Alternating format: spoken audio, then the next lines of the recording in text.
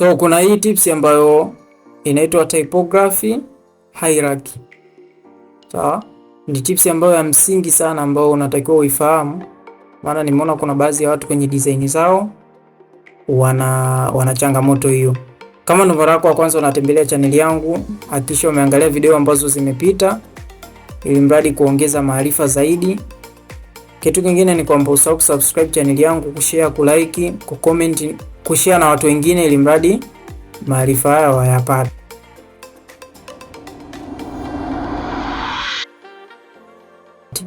Sasa kwenye hii tips ni kwamba kinachofanyika ni kwamba kama kuna design yako ambayo umedesign, title yako umetumia typeface, lakini kwenye hii font weight umetumia black.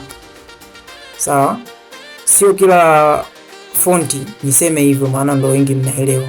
Sio kila fonti ambayo unaitumia inakuwa ina black, zingine zinaanzia bold. Sawa? Sasa mimi nimeashumu hapa kwamba fonti ambayo umetumia ni black. Ukitumia fonti black kwenye title, naomba nisikilize vizuri. Sawa?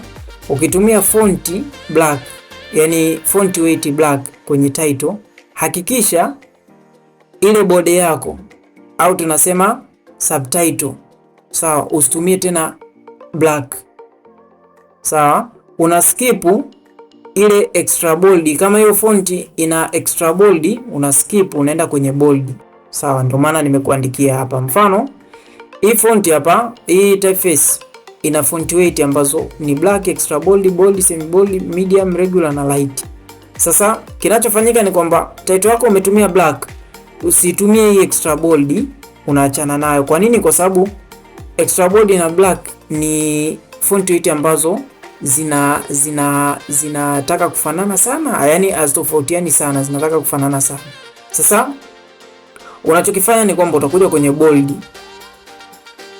utairuka hii extra bold, utatumia bold kwenye nini tunasema kwenye body. Sawa? Alafu kwenye hizi contacts, sawa, au hizi footer tunasema element ambazo zinakaa chini au elementi za mwisho ambazo kwenye hierarchy unataka mtu azione. Baada ya kutumia bold kwenye ile tunasema body, sasa kwenye hizi contact na vitu vingine tunachokifanya ni kwamba hautotumia semi bold, utaiskip, utatumia nini, medium na elementi zingine ambazo zinafuata kwenye design.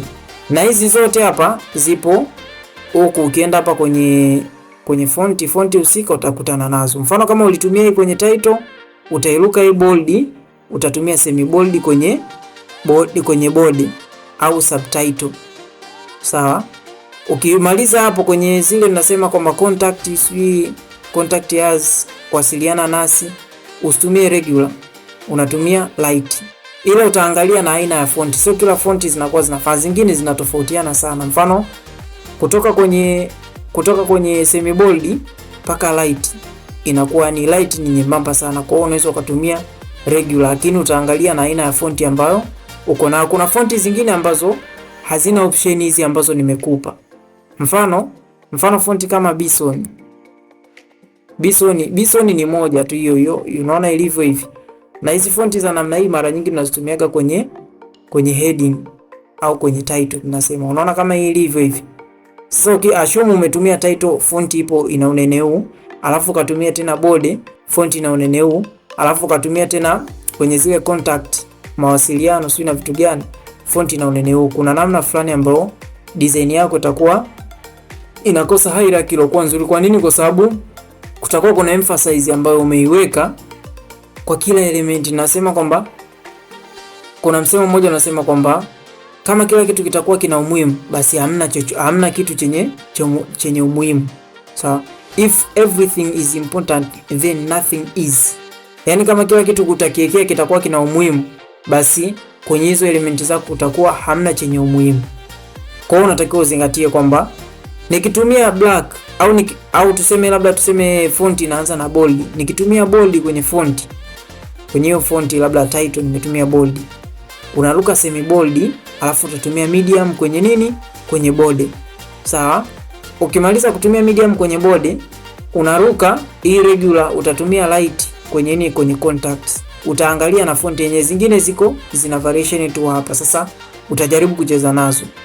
Sawa, kama medium na regular zinakuwa zinatofautiani sana, utaweza kucheza nazo kwenye contact. Sasa ngoja nikuonyeshe mfano mmoja ambao nimekuwekea hapa. Ngoja nikuonyeshe mfano mmoja. Sawa, mfano kuna haya maneno hapa, washumu labda kuna design yako, au ngoja nionyeshe hapa mfano halisia. Mfano una design kama hii hapa. Unaona hapa kwenye hii design, ukiangalia vizuri hii design ni kwamba title imetumika nini? Extra bold. Sawa, kwenye body ikatumika nini? Extra bold. Alafu kwenye contact ikatumika extra bold. Ni kitu ambacho hakipendezi kwenye design. Sawa, au kwenye nasema kwamba kwenye ile typography hierarchy inakuwa hakijafanya, hakijazingatiwa. Sasa njia nzuri ya kuachieve au tuseme ya kuhandle hii typography hierarchy, ni unachotakiwa kufanya ni kwamba kama hapa umetumia extra bold, hapa umetumia nini? Extra bold.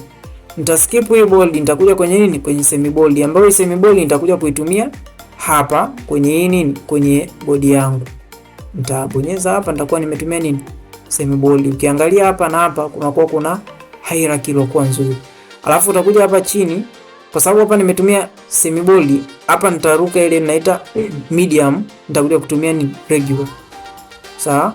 Sema hapa medium hamna. Kuna zingine zinakuwa medium.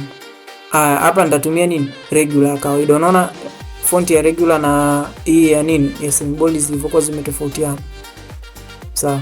Kwa hiyo ndio namna nzuri ambayo unaweza ukaachieve typography hierarchy. Zingatia tu kwamba usiweke sehemu zote bold, design inakuwa haipendezi. Sawa, mfano kama nilivyoonyesha hapo mwanzoni kwamba nilivyoweka hapa hivi, kuna watu design zao unakuta sehemu zote ameweka bold mpaka design inakuwa inakera. Yaani design unakuta mtu ka design kaweka hivi, inakuwa haipendezi. Ni matumaini yangu utakuwa umenielewa kwenye hii video. Kama utakuwa na swali lolote utaweza ukaniuliza hapo kwenye comment. Usahau kusubscribe channel yangu, kushare, kulike na watu wengine waendelee kujifunza. Pia kuna playlist ambazo zipo nimeshazifafanua hizi typeface na fonti.